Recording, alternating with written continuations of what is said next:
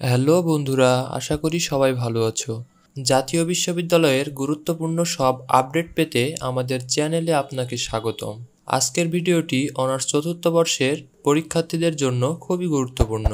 আপনারা অনেকেই জানেন যে অনার্স চতুর্থ বর্ষের ভাইবা পরীক্ষা শুরু হওয়ার তারিখ ইতিমধ্যে জাতীয় বিশ্ববিদ্যালয় প্রকাশ করেছিল, কিন্তু কোনো কারণবশত জাতীয় বিশ্ববিদ্যালয় সেই তারিখটি পরিবর্তন করেছে।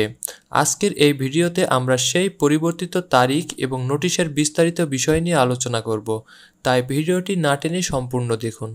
বন্ধুরা, আমি এখন রয়েছি জাতীয় বিশ্ববিদ্যালয়ের নোটিশ বোর্ডে। এখানে দেখতে পাচ্ছ 2023 সালের অনার্স চতুর্থ বর্ষ ব্যবহারিক ও মৌখিক পরীক্ষার সংশোধিত বিজ্ঞপ্তি প্রকাশিত হয়েছে 31 আগস্ট 2025, অর্থাৎ আজকে নোটিশটি প্রকাশ করেছে জাতীয় বিশ্ববিদ্যালয় কর্তৃপক্ষ। পরিবর্তিত তারিখটি দেখে নেওয়া যাক।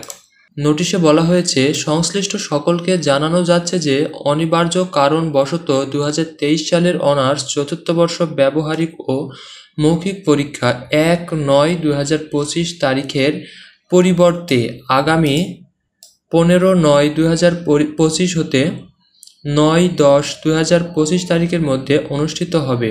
অর্থাৎ বন্ধুরা, আগের নোটিশে বলা হয়েছিল 1/9/2025 তারিখ থেকে নিজ নিজ কলেজ কর্তৃক পরীক্ষার নোটিশ প্রকাশ করা হবে, কিন্তু সেই তারিখটি পরিবর্তন করে আজকে নতুন নোটিশ প্রকাশ করেছে। সেখানে বলা হয়েছে পরীক্ষা শুরু হবে 15/9/2025 হতে 9/10/2025 তারিখের মধ্যে।